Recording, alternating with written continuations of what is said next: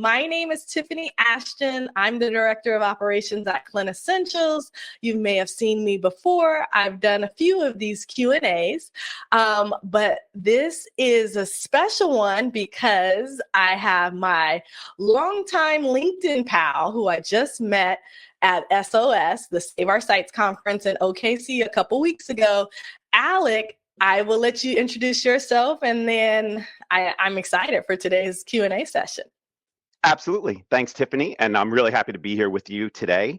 Alec Spinelli. I've been in clinical research for quite a while, started my clinical research career on the sponsor side, mostly in cardiac devices, moved over to the CRO side about 6 or 7 years ago, currently a project manager in startup for Fortrea, a CRO. And I've also written a few clinical research books, primarily on career development, and then kind of moving into the GCP and regulatory and more global clinical research topics. So yeah, hopefully we can answer some questions and help you out. Yes, sounds good. Thanks, Alec, for that. And then for those that are new to this channel, for me, I am Tiffany Ashton. I've been in the industry for over 21 years now, and I started off on the site side as a clinical research coordinator before going to the CRA position. Those also, they're also called monitors or the auditors for clinical research trials. And then I transitioned to the CTM space about 14 years ago, which I love. I really enjoy that.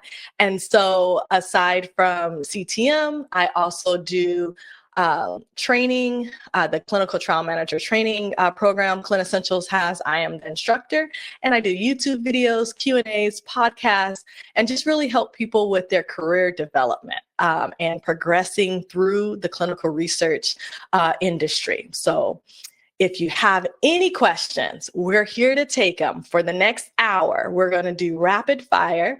We're going to go through questions that are in the chat and just try to give you guys actionable steps if you're looking to transition from site side to industry side, if you want to go from CRO to sponsor, you want to go into the CRA role, the PM role. You have a wealth of knowledge between Alec and I, and we'll go ahead and answer some of these questions. All right, let's see. I'm scanning to find the first one. A lot of people are happy to be here. I know. Awesome initiative. Hello, everyone. I'm happy to be here too. Exactly. Yep. Any questions at all? They're probably typing them up. Yeah. They're going to use a paragraph, but it's okay. You sound great. I don't know about laggy video, but you sound crystal clear to me. Okay, so I love that. Perfect. That's good. Thank goodness for that. Okay, so first one, I'm going to put it up. Let's see. I'm a clinical research coordinator back home from India and migrated to Canada. It's hard to get a job without experience, especially in North America. Is there any certifications required? This is a good one. I hear this one a lot. So I'm going to take a first stab at it, Alec. You definitely feel free to join me and add anything. So yes, the transition can be a little bit hard. I wouldn't say that there's any specific certifications required, but what you do want to do is understand what they do research-wise in Canada and how that differs from what you know in India, and bridge that gap. So for instance, in Canada, it's Health Canada. And then they have the local provinces and they have the local IRBs, and they do research just a tad bit different, nothing major, but you do want to understand the nuances to Canada and where you need to bridge the gap. Now, there's not necessarily a certification on that, but you want to bridge the gap. You want to be able to, when someone interviews you, you could say, oh yes, I do understand the differences between Canada and India when we do research. You want to be able to showcase that. And then the other thing is, don't underestimate volunteering and trying to get your foot in the door as a coordinator in Canada, even if it's a research assistant.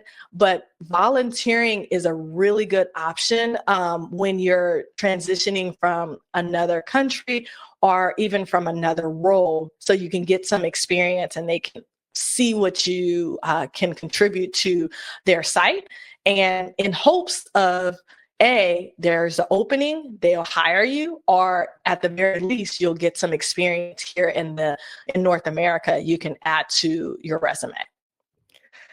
Yeah, that was anything else? What would you say, Alec? Anything else you would add to that? No, I think that was a comprehensive answer. I agree 100%. Understand the differences between your home country, or if you're very familiar with the FDA in the U.S. Understand the Health Canada, the REB, the flow, the no objection letter, things like that. You want to demonstrate you understand the submission process. I think also, and I think you touched on this, Tiffany, understanding the different provinces. I know in Montreal and some of the French-speaking provinces, I believe last year, a law was enacted where all materials need to be translated and provided in both English and French. So understanding that nuance and how Canada, how your home country or your adopted home country manages and runs clinical research trials as opposed to other places will definitely demonstrate your commitment and your breadth of knowledge with it. And again, the volunteering really is clutch. If you're able to do that financially, if it's something you can do on the weekends. I know Dan Sfera, I know Tiffany, I know a lot of the big clinical research influencers. Marianne Bowman has the volunteering Clinical Research Justice League. More of those opportunities are arising. That it not only shows that you are able to learn and that you have some experience, willing to get that experience, but it shows your commitment that you're willing to do this, unpaid for a certain period of time to get your foot in the door. I think all of those are fantastic options with respect to transitioning in. I don't believe there's any certification specifically required in Canada, nor in the US, but of course, look at Coursera, look at any free options. If you want to get, of course, GCP, if a coordinator, the IATA certification, be familiar with the essential records, as we call them now. They are no longer essential documents after ICH, GCP E6 R3, things of that nature. You want to, I would say, view that clinical research coordinator position as a mini project manager. Try to get a little bit about everything just so you understand the global process, and then, of course, drill down on patient recruitment, engagement, retention, and things that will be high visibility responsibilities as a coordinator at your site. Excellent point. See, this is why I need a co-host right here. All right. So here, Tim says, curious about your feelings about all these government layoffs and how it affects our transitioning into other areas of clinical research. So, it depends on your research and if it's funded by the government. I think those that have the government funded studies are nervous because, it's on the chopping block. Unfortunately, no matter how great of a cause right now, just across the board, those things are being scrutinized. So that's one thing. Government funding studies, you may want to see kind of where they're going with it, if you'll still be able to continue the studies that you have grants for, et cetera. However, the private research, like, by sponsors and CROs and, where there's not government funding, I haven't really seen much going on where there's a lot of cuts because of what the government is doing. They're still doing the business as usual. Now, I have seen some companies where they are not spending as much. Maybe they're not doing all 5 studies they had slated, and they're going to do 2 and kind of see how the government and the environment as a whole is playing out. There may be some more, not as much studies going on, but we're kind of in 2 different sectors. So as long as you're not funded by the government, if you're on the sponsor side, CRO side, and they have their own monies, you should be good to go, unless there's some other adjustments that they're making within their own company outside of the government, and just because of the landscape in general. So that would be my thought. But Alec, anything, what are you thinking on that? It's interesting. And I would agree with you. I'm in the CRO space and dealing with the sponsors. I haven't noticed any slowdown with respect to running clinical trials. Of course, if you're NIH funded, if you're working in DC or one of those other places, of course, you're going to be impacted directly. But I haven't seen a slowdown on the private side, and I think that private funding still is healthy and alive and well. So I think there should be opportunities. Of course, I would recommend steering clear temporarily of government funded projects, unless it's something that's volunteer. Of course, there's if there's an opportunity to volunteer, if you're local to DC, if you're local to Maryland or somewhere, the epicenter of the U.S. government, at least, obviously not with respect to global, there's still opportunities with respect to volunteering. But if you're looking for transitioning to paid projects, I think that the clinical research market is still growing. It's still expanding. And I think a lot of companies are able to weather that storm and garner private funding because of the advent of technology and AI. So they're using that in some cases, as Tiffany alluded to, if they might be reducing some certain resources like project coordinators or CTA and using AI to make up that difference, they're doing that to bolster their finances. Of course, a lot of these large CROs and sponsors are public companies, but I don't see a slowdown at all with respect to the business of clinical trials. So I would agree with Tiffany on that. Yeah. So you just have to be strategic, and you have to be strategic in anything that you're doing, roles that you're going into. You just have to do your research, and as best you can. That's going to be a sentiment you'll see as we continue to go through. You have to be an advocate for yourself and do your research, prepare more than others, give more than the minimum, all of those things. We'll talk about that a little bit going forward. So I see the next question. What brought you into clinical research? So I will just give a quick about that. I have a few interviews on YouTube. You can just type Tiffany Ashton and I go through like the whole backstory, but I didn't know anything about clinical research before I fell into it. And you probably will hear that from most people. They just like, oh, what's going on over here? Like that's gotta happen. It's like, oh, I didn't even know this was a thing. And that's what happened to me. I was looking for a job coming out of high school, and I applied to be an admin assistant at a site management organization where they were like the central base, and they helped local community doctors do clinical research by sending someone from the SMO to the local doctor's practice, and that study coordinator would help facilitate studies at their practice on specific days, and then they'll come back to the main office. So I was an admin assistant at the main office, signing for packages, or organizing supplies. And I said, hey, what's that person doing? And that was the study coordinator. And I was like, oh, I like that. Like, can I learn this? And they were like, yeah. And so they allowed me to shadow that person. And then I supplemented with medical terminology course, learning about good clinical practice, learning about the drug development process, all of that. And learning combined with the shadowing at that SMO, they gave me the opportunity to get started as a study coordinator, after about 3 months of that shadowing and learning. And that's how I got started. I fell into it. It wasn't something that I went to school. And I ultimately ended up changing my major because I was an accounting major. And I said, I need a science major because I love this.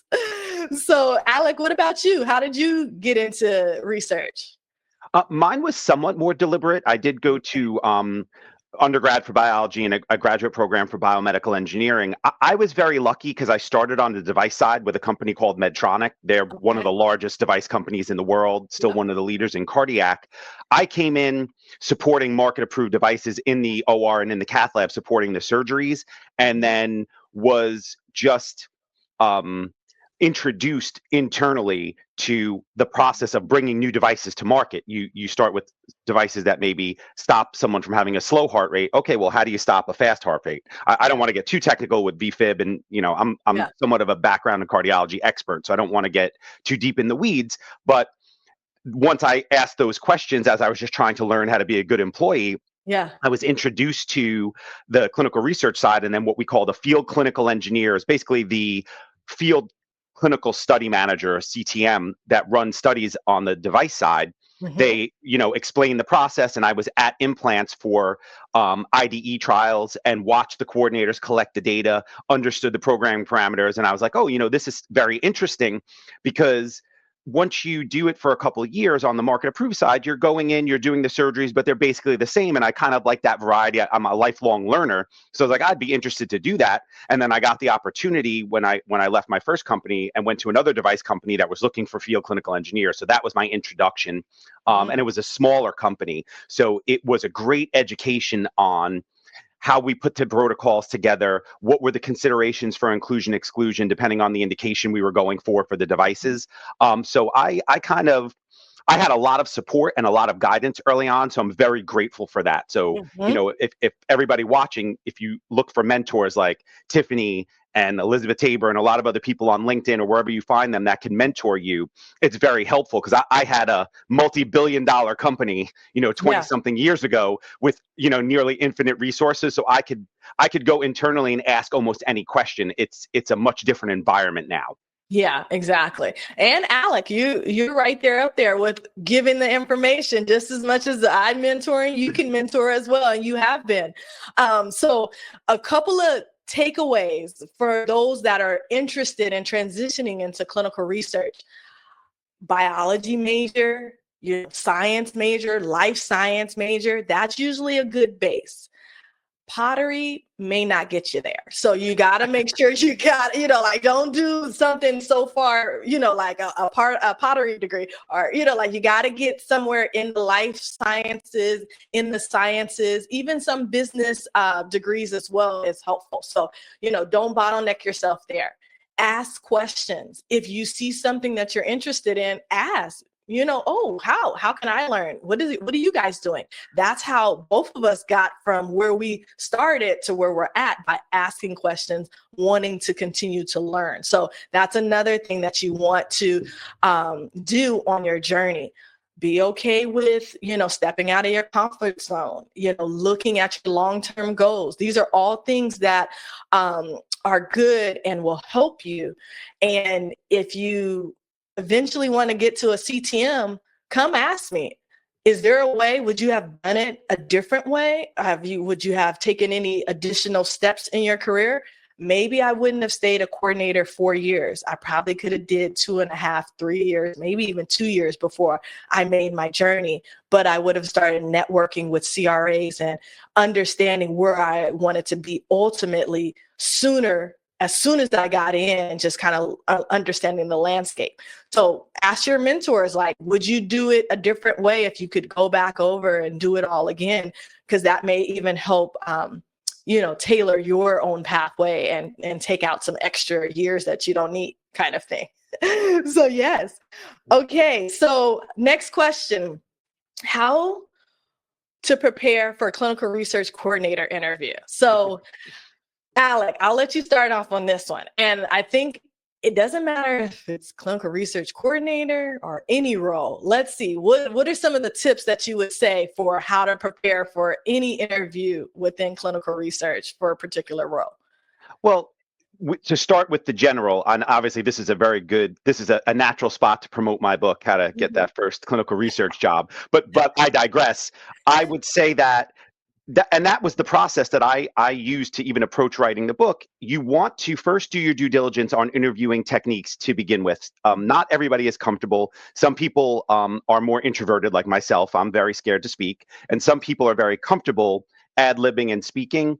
So first, determine what your style is. And then, of course, the STAR method. There are many different. You can use Google, you can ChatGPT it to prepare you. And I think that's becoming more common. If you have a specific clinical research coordinator role, you have the site identified, and you do some due diligence about that site, plug in the information and ask a search engine or an AI assisted program, what kind of questions would I expect? And then once you generate those questions, dive into each question a little bit further. And I know Tiffany mentioned this a little earlier. Be prepared to showcase. Don't just give a general, I'm a good speaker. I know about GCP. I understand monitoring. If you can point to any specifics, even if you have not been in the industry, that are transferable. Clinical research coordinators, as I've mentioned, I view them as like CTMs or project managers, because a lot of times they're doing the bulk of the work. Of course, PIs always provide oversight, but they're doing that work. So approach it as from a project management perspective. What considerations do you need for getting the study started up? What considerations do you need for the clinical operations portion? Recruiting patients, screening patients, enrolling them, and then retaining patients. How about closeout? So things of that nature. I think if you take a broad view, get a little bit of each, and then drill down on one or two key points that showcase you as an individual. I think Tiffany mentioned this a little bit earlier, maybe in our conversations. The clinical research space is growing, but there are a lot of highly qualified scientists, physicians, PAs, nurse practitioners from all over the globe competing for these spots. So how do you stand out? What makes you you? And how can you bring that value? How can you solve the site's problem? Do they have too many studies and not enough coordinators? Are they research naive, and do they need someone to help them get started? So it's very individual. Tiffany and I could stay here for the rest of the day discussing how to prepare for an interview. Is such a general, open question that can be distilled down, right, Tiffany, to you specifically, that we'll be here all day. There are many resources out there, Google. I have books. Tiffany's got courses. A lot of our compatriots on LinkedIn have courses and mentorship and coaching programs. So if you do your own research and still feel like you're unprepared, I suggest investing in them. There's a reason why professional athletes still pay coaches and nutritionists and personal trainers. There's value in someone who's already blazed the path that you're looking to take. Exactly. 100%. And, another thing is making sure you read that job description and hit on those points, have those examples. Like Alex said, be able to drill down this. I've done this in my past. I've helped with recruitment. Recruitment was behind. These are some tips that I did for recruitment at my site to make us the highest enroller. Show them that. That's what they want to see. And another thing is, two things. If you are entry level, and if it says we're wanting an entry level person, yes, that's good, but they still want you to be coming with something, a knowledge of good clinical practice, knowing what the drug development process is. Like, you still need to do your due diligence, because most of the time you get hired and they're like, okay, go ahead, let's go. And they don't give you, okay, this is what you do at a screening visit, and this is what you're learning on the fly. So the more pre-work you do, it's going to be less stressful for you when you get the job as well. So that's another point to add there. Okay, so I'm a medical doctor in Uganda. Kindly guide me on how I can climb ladder to PM in clinical trials. Are you currently in the clinical trial space? So you're medical doctor, but have you been in any clinical trial roles? Have you been a CRC, a CRA, CTA? Those are typically roles that feed into the PM role eventually. A clinical research coordinator, CTA, clinical trial assistant, and a CRA. So you got to get in and start and work your way up. Very, very rarely, and it's probably who you know at that point, do you just come into clinical research as a PM. Like, that's not an entry level position as a PM. You got to start and work up. And why isn't it an entry level position, Alec? Why is PM not entry level? Well, yeah, that's. I was actually just going to echo the same thing. A lot of the messages I get as well are from physicians and nurse practitioners in other parts of the country. The PM role is, and I refer to it in most of and in any books or any posts that I put, is a very high, like, I wouldn't even say that PM role is not even a mid-level position. Like, once you're at that project management, depending on if you're a specialty project manager like myself or project manager, project delivery director, that's usually like 5 to 10 years minimum, depending on if you're looking at sponsor or CRO. And you really need to have not only a vague familiarity with every component of the trial, but you need to be able to drill down, because you're the backup. You're the escalation point. So you need to understand, if your CRA went to Tiffany and said, hey, I'm escalating this, and it's something that's even above what the CTM can act on without guidance or approval from the sponsor, that'll escalate to the project manager. So I would echo pretty much exactly what Tiffany said. You have a great background. You're already a physician. If you have not been conducting clinical trials and you're research naive, what I would do is I'd look for a CRC role. And I understand that that feels like a step back, but most positions, and I think Tiffany will agree, in clinical research that we talk about, that we write books about, that we have training programs, are not entry level. In my opinion, depending on the scenario, CRC is not an entry level. If you're a CRC for Duke or Mayo Clinic or Cleveland Clinic, best believe they're going to want some experience. They're not going to have somebody walking in off the street that is not familiar with essential records, submissions, central and local IRB, ICH GCP regulations, patient engagement. So you need to look for something tailored to that.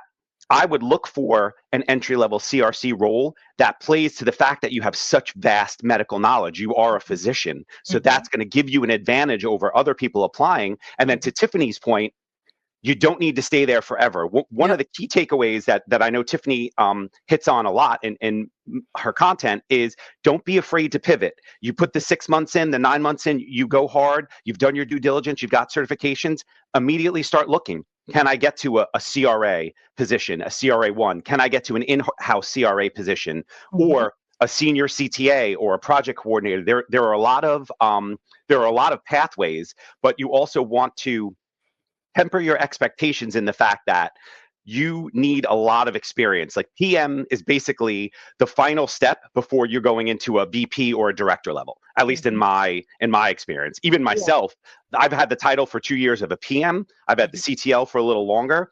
I would probably be hard pressed to get a senior CPM job right now. They might want to see a third year or a fourth year or larger trials. Maybe if I've done more phase 1 and phase 2, they might want to see phase 3 global, 16, 18, 20 countries throughout all of the regions, APAC, LATAM, EU, North America. So that's long answer to a short question, but like PM is really shooting a moonshot. And of course you should go for it, but you want to be realistic. Tiffany has explained there are a lot of steps before most people go into project management. Anybody who's a PMP will tell you it is a daunting and a very dynamic position where you need to wear a lot of hats. Exactly. Yeah. And I would say, and also PM and clinical trial manager can be used interchangeably depending on the company. So you also have to look at the job description. If you want to run the clinical trial and be responsible for the clinical delivery and be in the day-to-day activities, that's a clinical trial manager, even if they call it a project manager, even if they call it a study manager. So you want to look at the job description too. Sometimes the PM, well, as Alex said, the PM at some companies is like the escalation point, but they're more so managing the portfolio and strategy and a client. So you're not in the day-to-day nitty-gritty. I like the day-to-day nitty-gritty. I don't like that client portfolio management. So you got to know the differences interchangeable between the industry, between companies. Read that job description too to see if that's even something you're interested in at that company, PM at that company. Yeah. Just before we get off that, and to Tiffany's point, there are companies that treat the CTM as the PM. So not only do you need to have, and again, CTM is an additional layer of knowledge base that you need to have for clinical operations, because the CTMs will be the ones to go in and oversee monitoring visit, maybe find a PD that wasn't found at a visit, maybe reclassify something from an AE to SAE. So that's even a further level of knowledge that you need to have on clinical operations.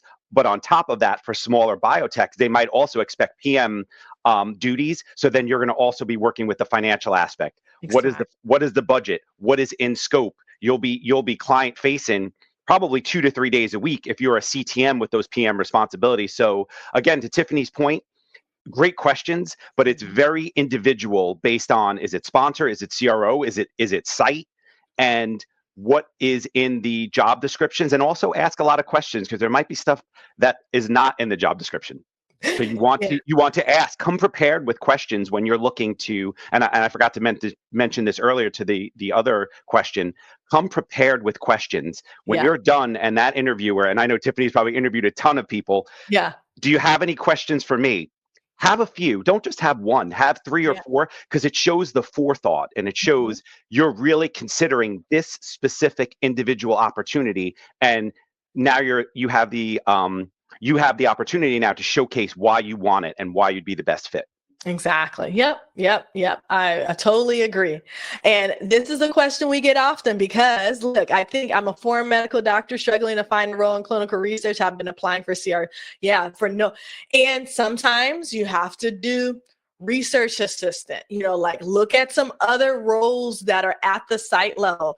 Are you good with social media and marketing? You could come in and help with recruitment and finding patients. Like, you have to think outside the box. And so sometimes this is why it's important to understand the industry, because then you can sit back and say, well, what are some of the issues that the sites face? Okay, they need to find patients, they need to find studies, they need to conduct the studies when they have it. Like, okay, well, maybe there's a role that I can help with finding studies, finding patients, conducting the studies as a coordinator once we did the study. So there's a lot of opportunity, but you kind of have to sit and know where to look for it. And then if you don't know, if you're brand new, that's when you reach out to mentors to really ask them, hey, is there anything else that you can think of? Here's my skill set, kind of thing.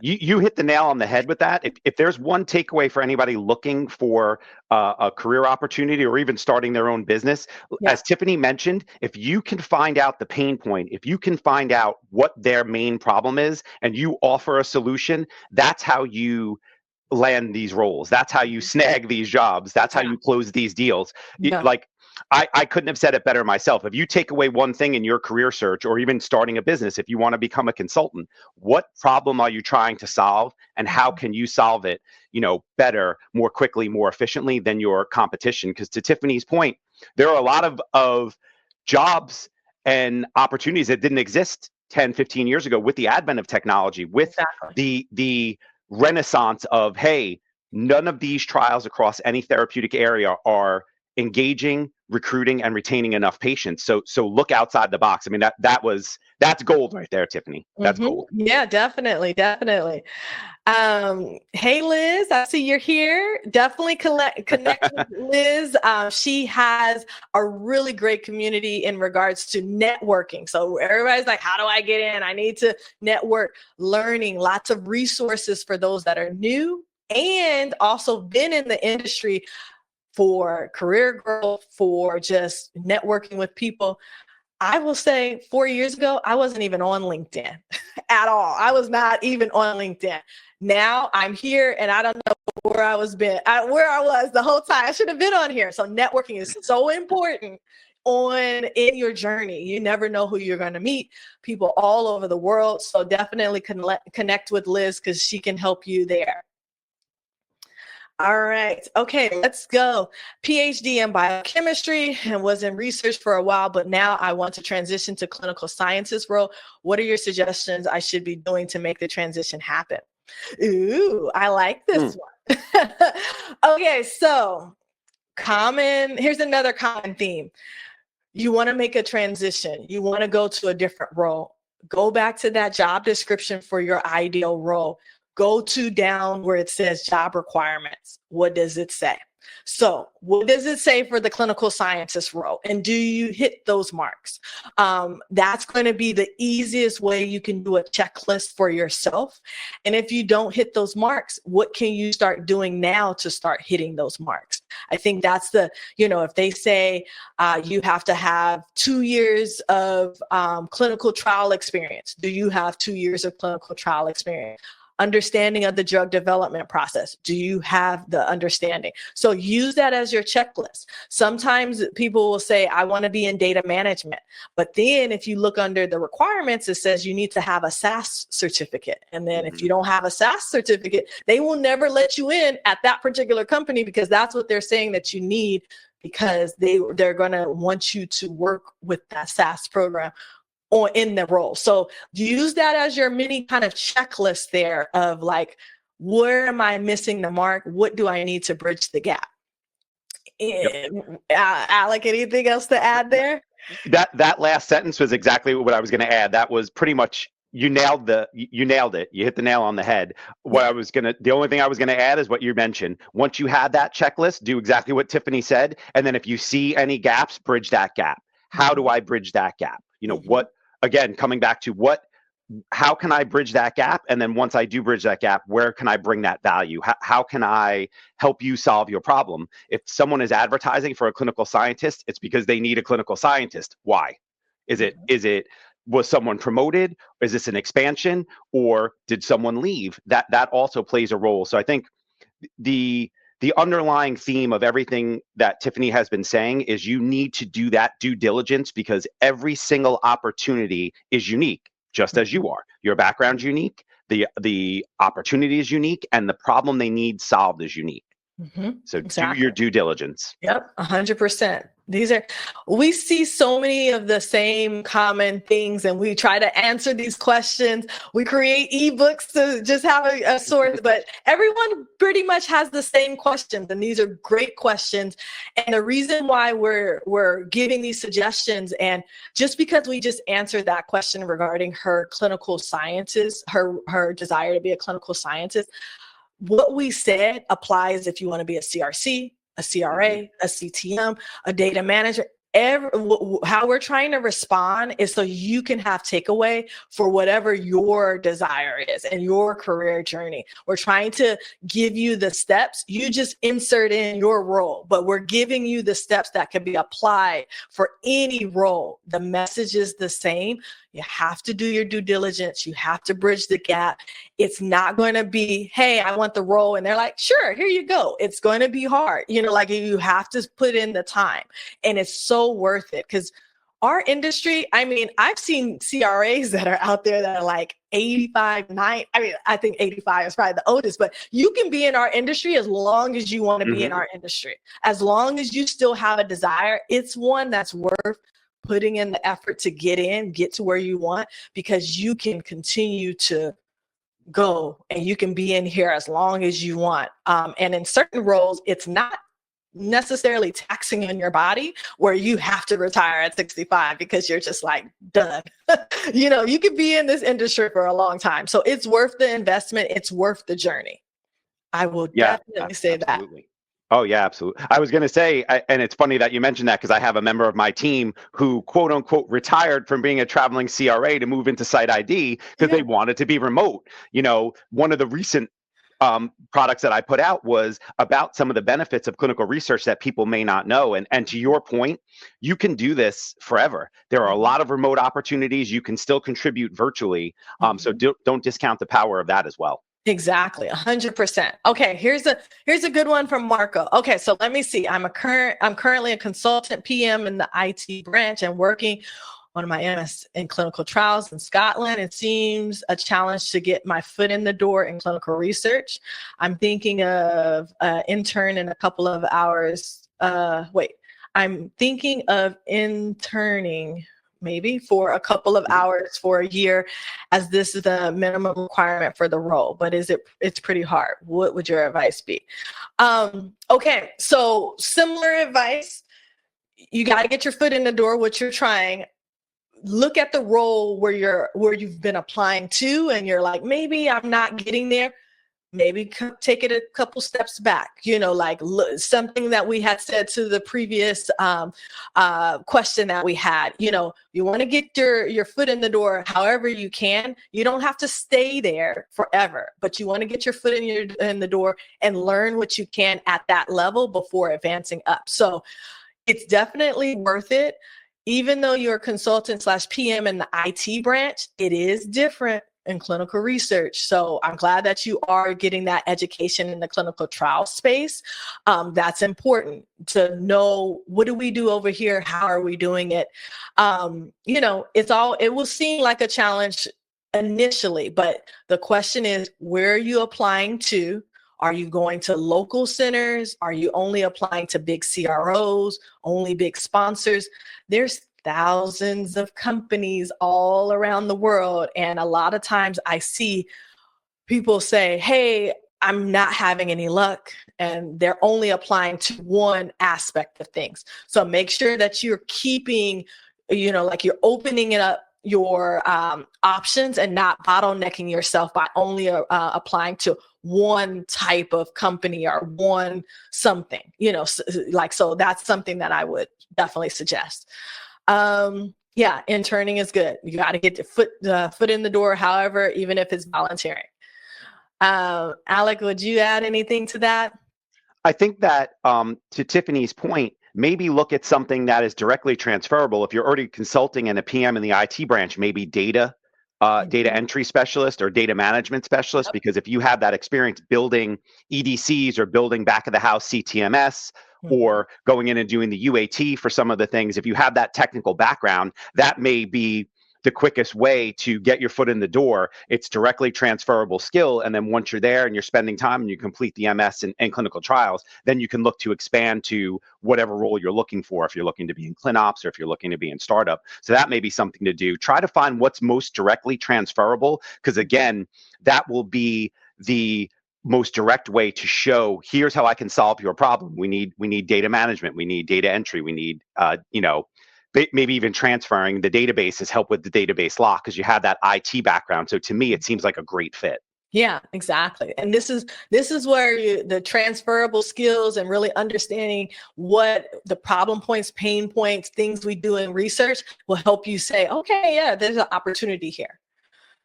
Perfect. Okay, so Tim has, how important is it to post original content to build your own brand on LinkedIn versus reposting content from KOLs? This is good. Alec, I'm gonna let you lead on this one. You're better than me on this. In the LinkedIn space, you're quick. Well, I think it's important to, and I've kind of given myself the marketing and branding education for the last 2 years, because I put out the first book about 2 years ago. I think it's important to post original content. It really depends on your goal and your motivation. Reposting content from KOLs with respect to just sharing posts. I mean, I share a lot of content from Tiffany and other colleagues that I've met both virtually and in person, because I think it will benefit my network. And I want to reach the widest audience. The reason why I built content and did the CRA success tips and the navigating the world of clinical research was indirectly to promote and sell books, but then also to directly help and answer questions that I'd gotten in the past. I got into the book writing because over the years, and I've been on LinkedIn for quite a bit of time, mostly for jobs, for looking for jobs, was I would get same questions over and over again. It's what led Tiffany and other clinical research entrepreneurs to create coaching programs and educational programs, because you want to try to help the maximum amount of people you can, but we're all only one person, so you can only answer so many questions individually. Yeah. And if you're trying to reach a certain audience or trying to help a certain portion of your clinical research network, I think it's great to post original content. And again, it all comes back to solving a problem. Whether you're founding Amazon, whether you're founding Tesla, whether you're founding any other business, whoever you're looking to serve, you're doing that to fill a need and to solve a problem. So if you have a need that you've identified, or if you have an interest that you want to pursue, it's excellent to post your own content, because it will build that brand and build you up as a thought leader and a subject matter expert. And I think also sharing content from key opinion leaders and other influencers and people who have a large presence on LinkedIn also just helps magnify your audience. It maximizes your value to the people that you're trying to serve. Exactly. Yep. 100%. You should do both. I think both is really good. Ultimately, it depends on your brand, though. What are you trying to do within your brand? And is doing both the right process for your brand directly?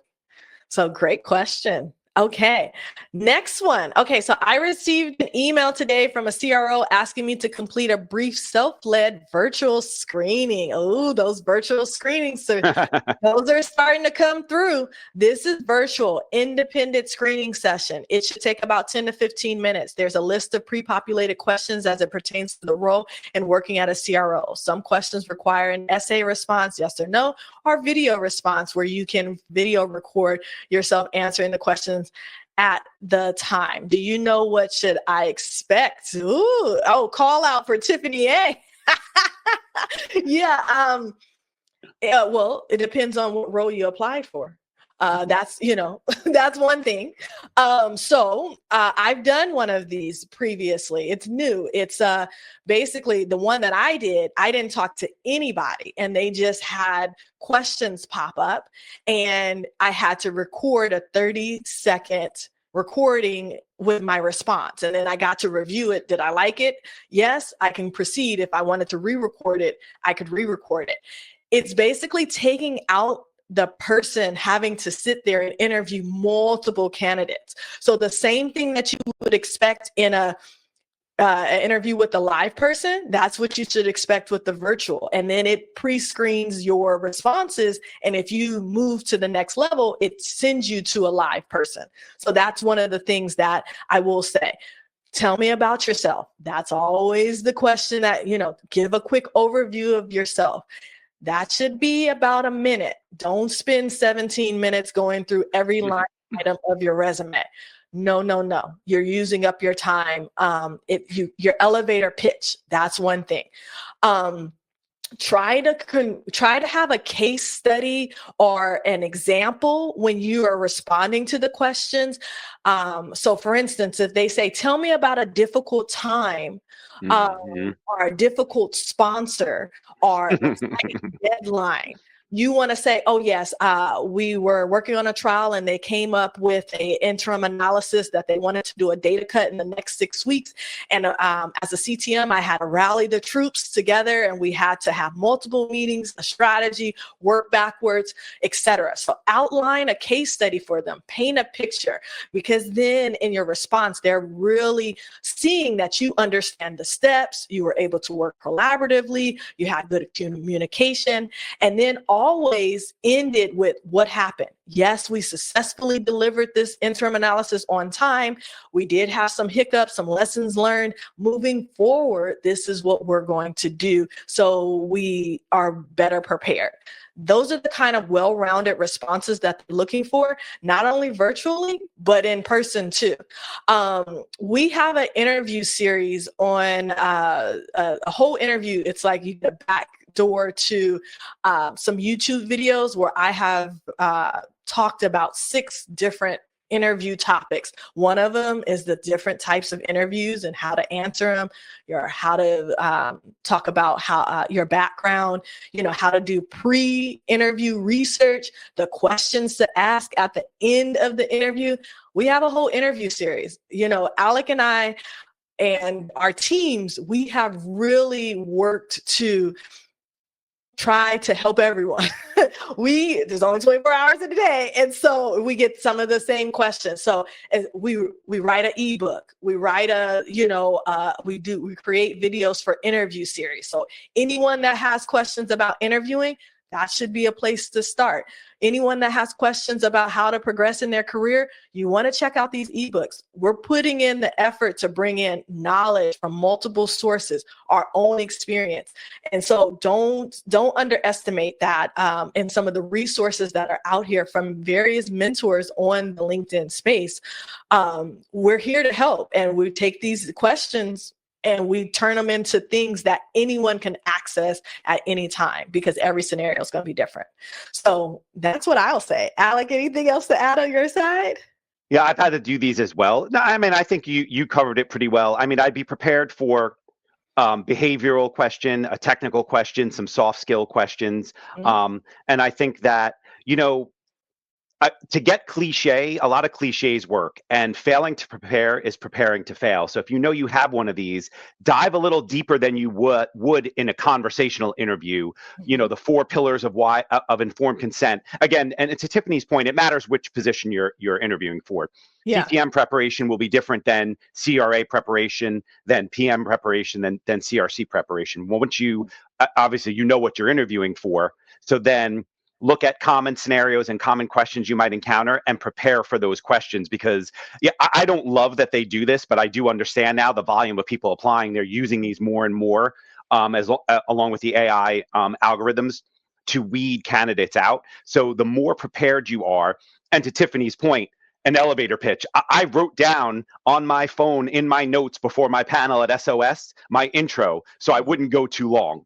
I was in this thing for 17 years. I moved over to the CRO space 7 years ago. I wrote some books. Happy to be here, because you want to. You're on a time clock. So it's like if you've ever played chess where you hit the time clock, you want to make sure that your answers are organized, strategic, coherent, and also as brief as possible to try to move to that next level. So I would say that Tiffany gave a great explanation of how to address that. Yep, perfect. Oh, this is good. Oh, Alec, we're going to need another one of these. We're going to need one every other week. Okay, so here's another question. So a follow-up from the question that we asked about that we answered already, but where can we find volunteer opportunities? So we have to look, what role are you looking for? So first off, we always have to orient what role. Let's just say we're looking for volunteer opportunities to work on the site side. Do a quick Google search, clinical research sites in Houston, Texas. Google's going to spit out like 75 of them. Go to the first one. See what they are about. Are they a big organization? Are they a small organization? Sometimes some of the best volunteer research opportunities are at the bigger organizations, because you can be on a fly on the wall and you can observe what's going on. If it's smaller, they're like, hey, I need you to help, lift this thing up for me, because we need help. So it's trial under fire at that point, because they need you to be in the mix and go from day one. But you may be able to observe on the bigger in bigger companies and just be a research assistant and help someone who's doing the primary job, but observing them, shadowing them. So it really depends on where you're at. There could be opportunities at smaller companies, larger companies, but you need to understand who's in your area. Get your resume together, get your knowledge together, get your good clinical practice, know what the phase 1, 2, 3, and 4 is, know that. You might have to go old fashioned and take your resume into one of those clinics that you found and say, hi, can I speak to the clinic director? My name is Tiffany, and I'm really interested in learning more about clinical research.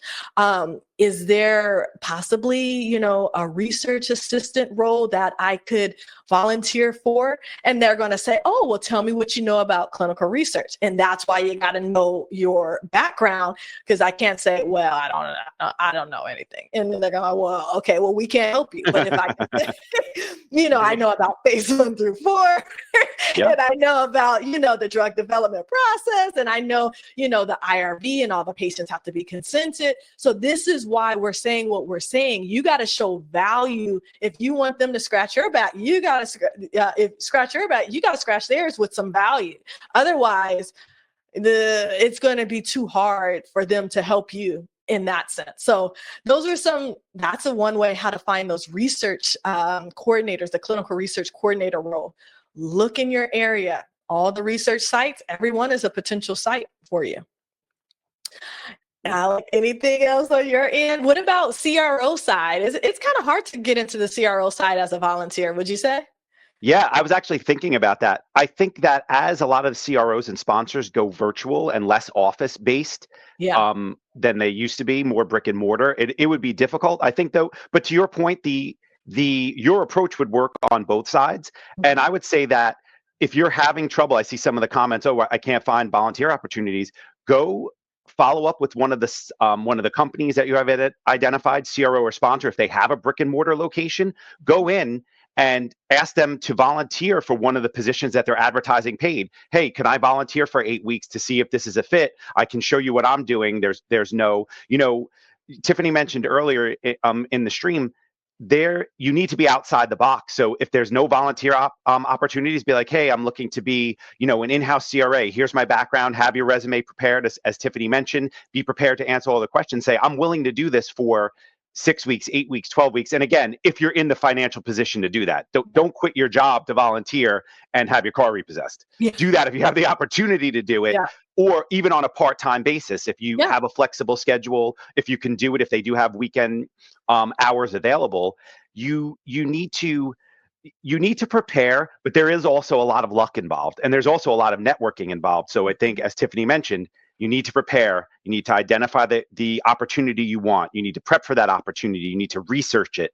I saw the comment. Someone said you need research to get into research. Absolutely, that's spot on, right? Spot on. Yeah. But you also have to network too. I mean, I have this opportunity now because I met Tiffany in person, because I decided, hey, I'm going to go to one of these in-person conferences. So I do love virtual, but I do have to say that there is no substitute from time to time to meeting someone in person, to looking them in the eye, to sitting down and having a discussion. That's how true, deep networking and relationship building occurs. And that's helpful as well. So some of the commenters are like, oh, I have all this experience, I'm running into a wall. Mm-hmm. Are you also networking and not just blanketing invitations and not saying hello in the LinkedIn DMs? How are you? That's not helpful, because everybody's doing that. So again, you want to stand out. And to Tiffany's point, go down there, look them in the eye, shake their hand, and say, hey, here's what I can do. And if it's not a paid position, how about I start as a volunteer position? And then try to get a buy-in and give them a call to action. If you like what I can do over 2 months, 3 months, 4 months, would you be willing to bring me on in a paid position? Yep, exactly. And when we say volunteer, it could be 5 hours a week. It could be a Saturday morning. It could be a 10 hours. It doesn't have to be 40 hours of volunteer. So it's just showing that you're invested, that you care, and they're seeing what you can do. So, like Alex said, don't quit your job and have everything in shambles. But also, if you are actively looking for a role and you haven't landed one, you could use that time to volunteer as well, that it's somewhere that's local to you, that's not a far stretch of, you're having to commute and different things. Even while you're looking for a job, you could be volunteering using some of that time. So that's really good. This is one, okay, it's not a question, but Alec, we've talked about on LinkedIn, when there's a posting for a role, everybody's saying, I'm interested. I'm interested. I'm willing to go a couple of minutes over to talk about this. That is not the approach, guys. Please. I have been on the receiving end of putting out a post. I'm looking for someone, and I get a zillion I'm interested. I can't go back through all of those. And then what am I supposed to do? Follow up with the person and say, okay, what are you interested in? And tell me about yourself. There was one role that I had saw, and they were looking for an unblinded CTM. I have unblinded experience in my background. I said, oh, this would be a cool contract to do. Everyone under it said, I'm interested. In the posting, it said, if you are interested, send me a DM. So first off, everybody's saying, I'm interested. You're not following the instructions. Directions. You're not, okay, so then you're off the list because you're not following the instructions. Send me a DM. When you send a DM, that's when you give your elevator pitch. So I had saw under this post, it was it was about 50, I'm interested. I sent the person a DM and I said, hey, I've been in the industry 21 years. I've been an unblinded CRA, unblinded CTM. I'm interested in learning more about this position. That person responded in like 10 minutes and said, you know what? They put the position on hold, but I would love to still connect with you about further positions that we have. I followed the instructions. So don't forget to follow the instructions, because A, it shows that you can follow instructions, and B, it helps the person that is trying to filter through all of these I'm interested hellos it could, their inbox is crazy. And then at the end of the day, you guys are saying no one's calling us back, or no one's, picking up or taking me for an interview. And then the other person is saying, I can't find anybody because I don't know if anyone has the experience. So it's a no-win on both sides. Alec, you do that post on I'm interested and what you should do instead. Tell us about what you should do instead on LinkedIn there. Yeah, I mean, it's that I started the Standout Sundays because I was getting so many things I'm interested in. Sometimes it wasn't even in context. I'm like, you're interested in what? I just said that you should make sure you know the the project management plan, or you should know the monitoring plan. They're like, I'm interested. It just won't do it. I mean, I've basically built a Sunday recurring post called Standout Sundays.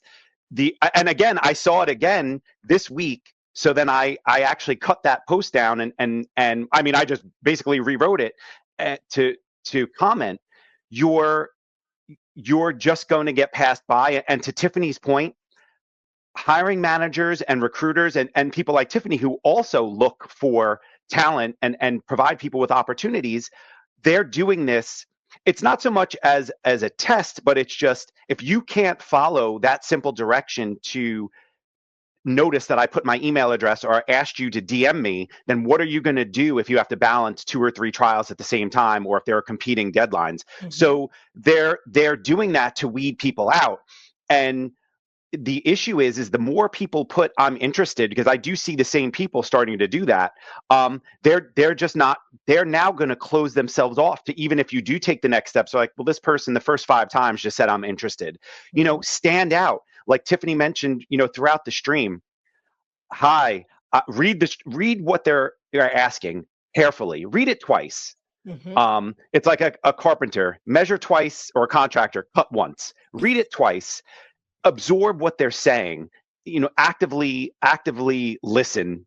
For lack of a better term, then craft your response. To Tiffany's point again, an elevator pitch. Oh, hi, I saw you were looking for a CTM with this experience. I have a background. I've been in clinical research 18 years. I was a CTM for 6 years. Here are the things that I can bring to the table. Love to explore this opportunity further with you. Here's the best way to reach me. Here's my email. Here's my contact number. That's it. It takes about a minute. But there are so many people that are interested. It's kind of like saying, oh, Mr. Beast, I'm going to give away $5 million on this TV show. I'm interested. Well, good for you. So are 200 billion people around the world. I'm interested in having $5 million also. But you have to take the next steps. To Tiffany's point, the takeaway, really doing your due diligence.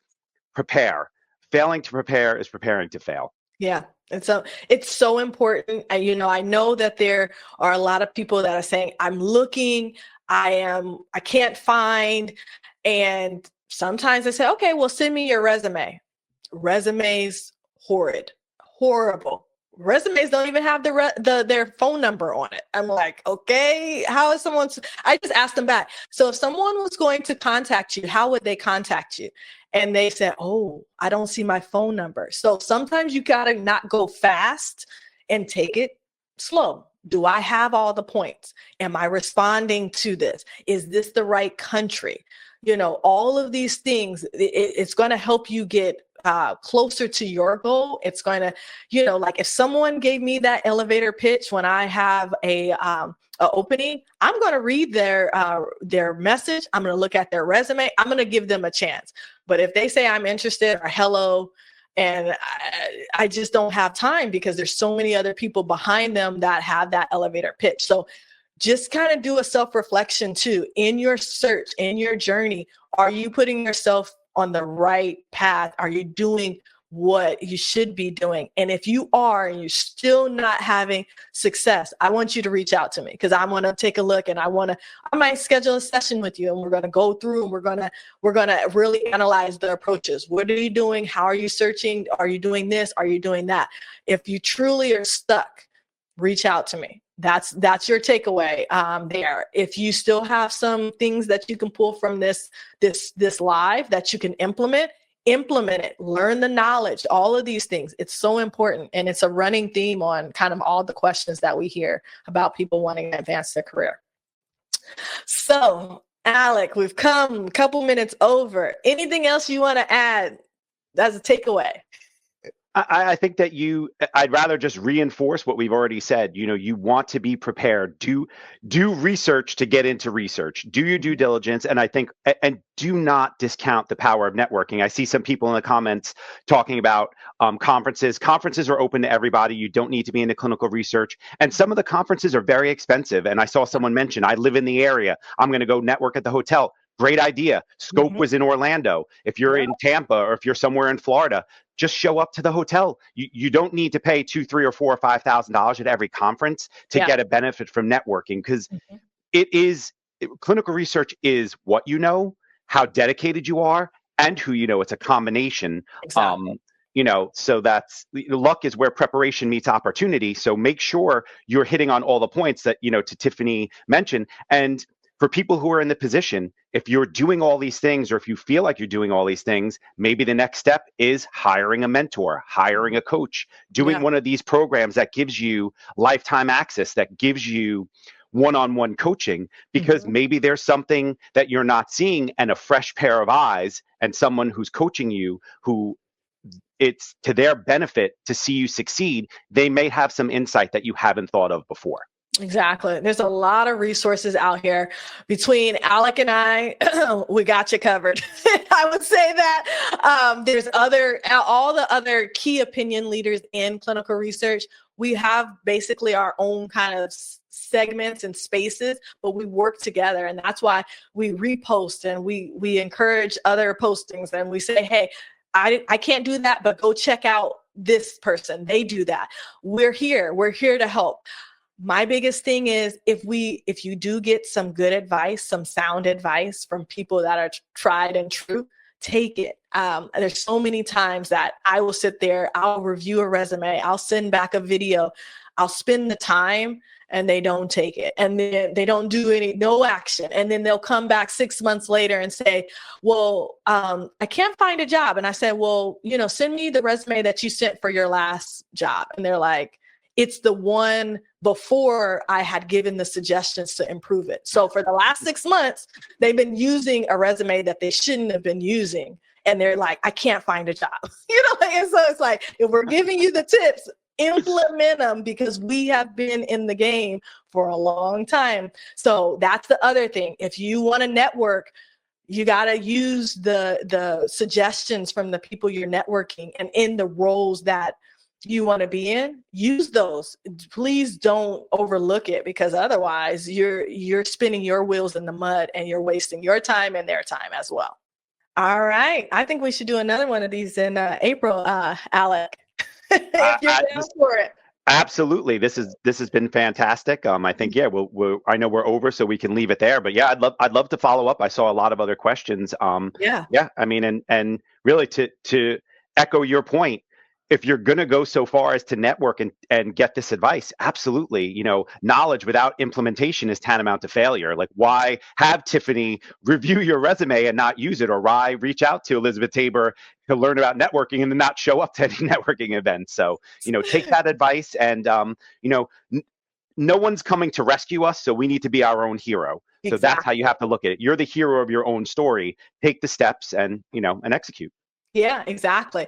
And so this replay will be available. We will put the links to the resources that we have within our arm's length in the chat too. So, we have a free resource library at ClinEssentials. We have blogs that we do. We have videos on like how to pack your work bag as a CRA. Like, we have how-to videos. Okay, you need this, you need that, you need this, like very practical videos.